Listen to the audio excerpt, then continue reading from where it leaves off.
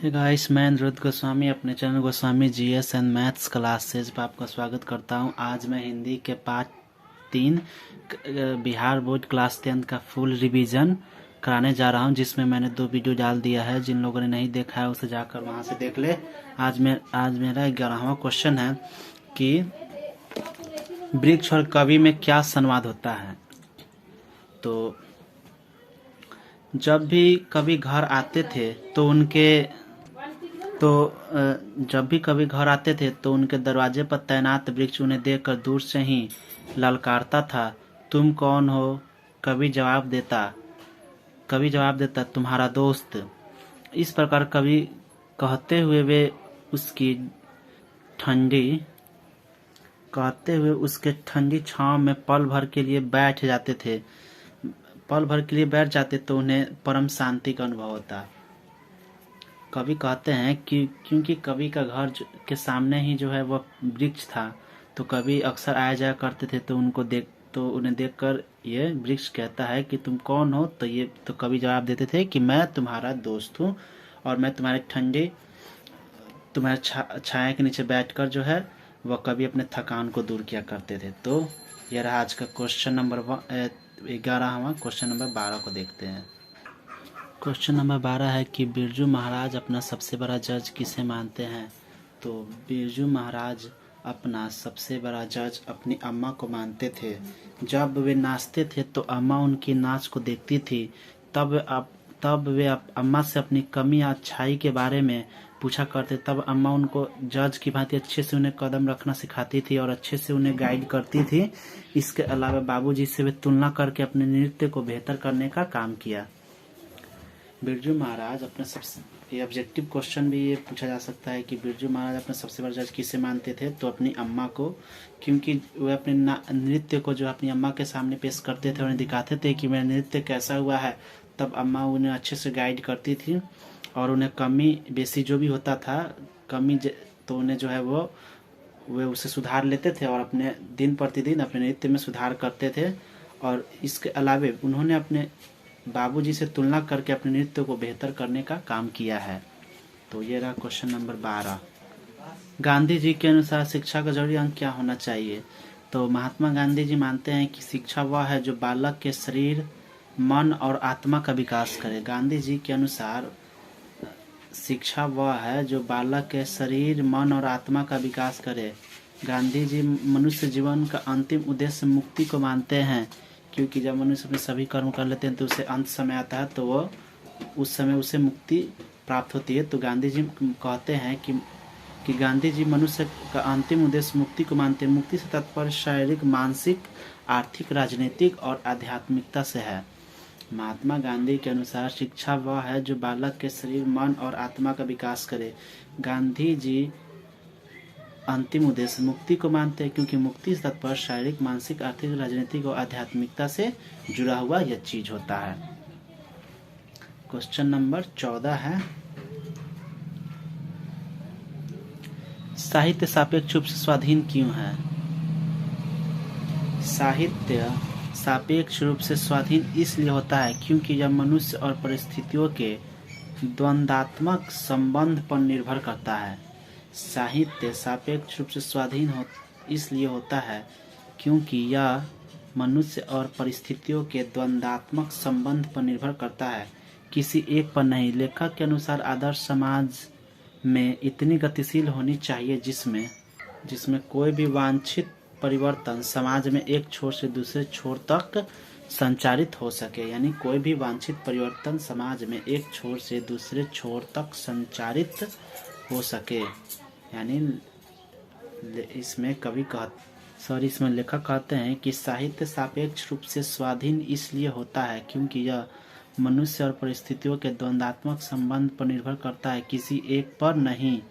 लेखक के अनुसार आदर्श समाज में इतनी गतिशील होनी चाहिए जिसमें कोई भी वांछित परिवर्तन समाज में एक छोर से दूसरे छोर तक संचारित हो सके। क्वेश्चन नंबर 14 है, चलिए देखते हैं। क्वेश्चन नंबर 15 है कि शिक्षा का ध्येय गांधी जी क्या मानते हैं।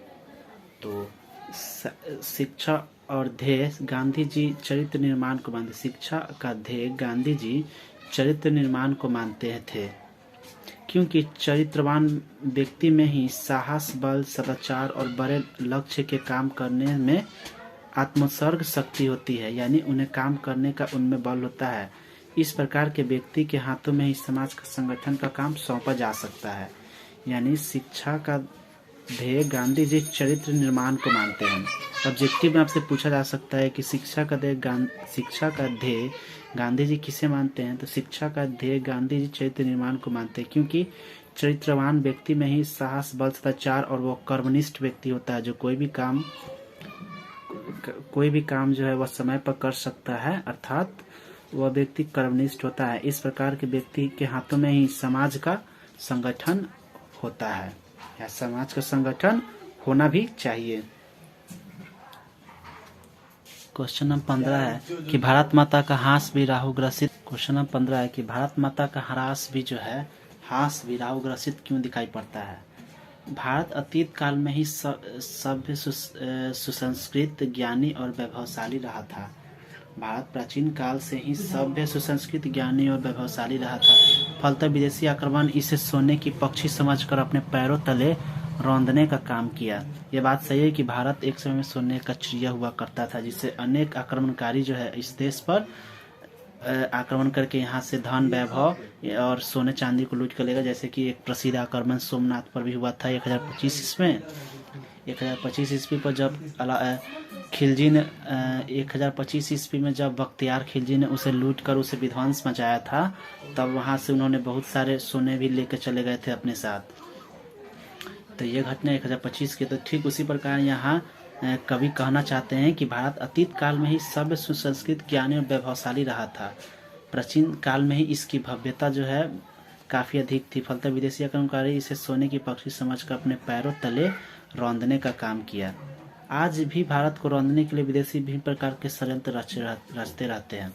ये बात भी सही है। जैसे कि कोई भी हम लोग जो है अपना स्वदेशी न अपना कर विदेशी वस्तुओं को ज़्यादा उपयोग करते हैं, तो एक तरह से हमारा जो है हम उसके अधीन ही हुए। तो जिससे ऐसा लगता है कि शरदकालीन चंद्रमा की भांति मुखमंडल वाली भारत माता का ह्रास राहु से ग्रसित है। तो इस प्रकार जो हम विदेशी वस्तुओं के अधीन जो है हमारा काम चल रहा है। तो उसी प्रकार यहाँ पर लेखक मानते हैं कि शरदकालीन चंद्रमा की भांति मुखमंडल वाली भारत माता का ह्रास राहु से ग्रसित है। तो क्वेश्चन नंबर 17 है कि लेखक अभिनव किस सिलसिले में गए थे, वह उन्होंने क्या देखा सुना। तो अभिनव में पीटर ब्रूक का विवादास्पद महाभारत पहले पहल प्रस्तुत किया गया था। यानी अभिनव में जो कि फ्रांस का एक हिस्सा है, वहाँ पर पीटर ब्रूक नामक एक लेखक का विवाद से भरा हुआ महाभारत पहले पहल प्रस्तुत किया जाने वाला था। विवादास्पद महाभारत पहले पहल प्रस्तुत किया जाने वाला था। इस दौरान लेखक को आमंत्रण मिला था कि वह अभिनव, तो इस सिलसिले में लेखक अभिनव गए थे। वहाँ उन्होंने एक पत्थरों के खदान में अभिनव से कुछ किलोमीटर दूर महाकाव्यात्मक प्रस्तुति देखा। वहाँ कुमार गंधर्व आए थे और उन्होंने एक आकस्मिक के पुराने आवास के बड़े आंगन में गीत गाया था। इस समारोह के दौरान वहाँ के अनेक चर्च और पुराने स्थान रंग स्थलियों में बदल गए थे।